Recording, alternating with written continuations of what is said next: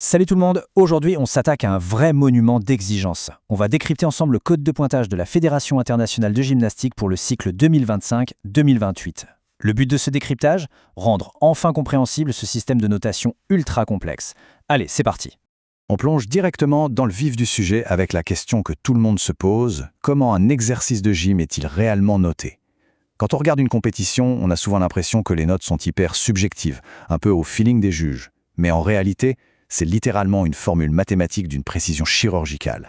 Au menu aujourd'hui, le système de notation, la mécanique implacable des déductions, ce qui sépare les hommes des femmes sur le praticable, un zoom sur les 4 agrès féminins et pour finir, les règles cachées les plus strictes. Première section de notre explication, le système de notation et le fameux duel entre le score D et le score E. En fait, la mécanique repose sur 2 piliers. Ce n'est jamais, au grand jamais, un seul juge qui donne la note globale.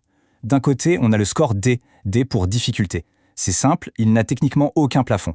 Le jury D prend les 8 éléments les plus durs de l'exercice et additionne leur valeur.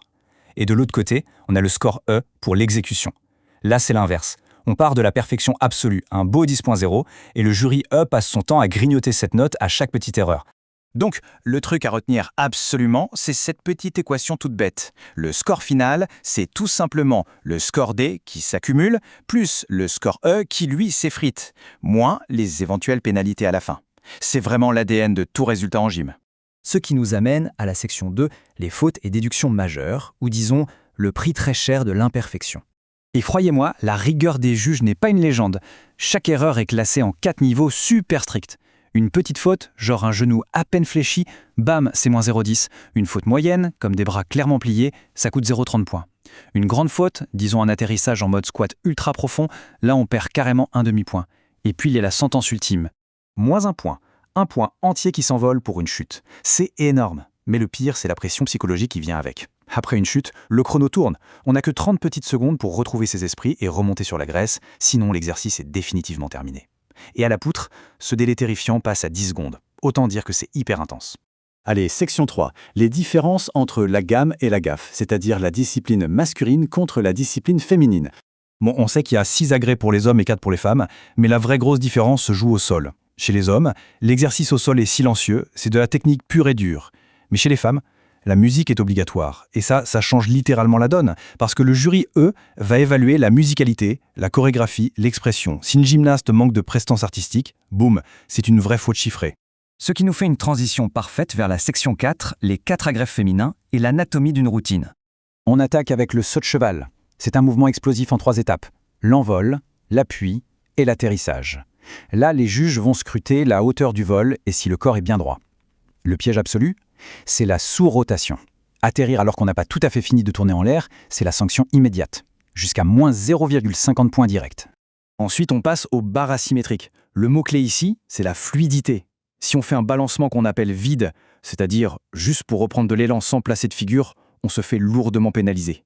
Et attention à ce détail de dingue. Si, en passant entre les barres, la gymnaste effleure le tapis avec le bout de ses pieds, c'est techniquement considéré comme une chute. Moins 0,50 sur le champ. Et là, on arrive au monstre de concentration, la poutre. Imaginez un peu, 5 mètres de long pour à peine 10 cm de large. Sur cet agrès, la moindre hésitation se paie comptant. S'arrêter plus de 2 secondes avant une acrobatie juste par appréhension, c'est vu comme une rupture de rythme et c'est sanctionné. Le moindre petit coup de bras inutile pour retrouver l'équilibre est traqué sans pitié par les juges. On termine ce tour avec le sol, un carré de 12 mètres sur 12. Comme on en a parlé, l'aspect artistique compte autant que l'acrobatique. Si on démarre direct sur une série de saltos au premier beat musical, sans aucune intro chorégraphique, c'est une grosse erreur de composition.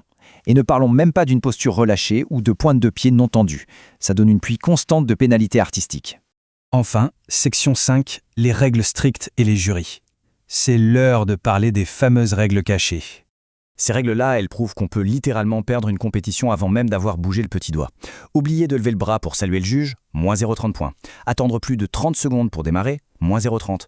Porter des chaussettes d'une couleur non conforme, comme du noir ou du bleu foncé, hop, infraction vestimentaire, encore moins 0,30. Et si on fait un exercice trop court en oubliant des éléments requis, c'est la cata, une déduction neutre qui peut aller jusqu'à 10 points entiers. L'erreur n'a tout simplement pas sa place. Et pour appliquer toutes ces règles draconiennes, il faut du monde. On peut avoir jusqu'à 9 juges sur un seul agrès dans les grandes compétitions. On a 2 juges D qui valident la difficulté, 7 juges, eux, qui traquent la moindre faute de leur côté de manière totalement indépendante, sans se concerter. Rajoutez à ça les juges de ligne et les chronométreurs. Rien, mais alors vraiment rien, ne leur échappe. Ce qui nous amène à une réflexion finale pour clore notre analyse. Quand on réalise qu'un pauvre dixième de point, perdu sur une pointe de pied mal tendue ou une chaussette un peu trop foncée peut carrément priver quelqu'un d'un titre olympique, on est en droit de se demander, est-ce que la perfection absolue est seulement humainement atteignable sous ce code de pointage ? En fait, c'est peut-être cette quête de l'impossible qui rend l'étude de la gymnastique si fascinante. Merci d'avoir suivi ce décryptage et on se retrouve très vite pour explorer de nouveaux sujets.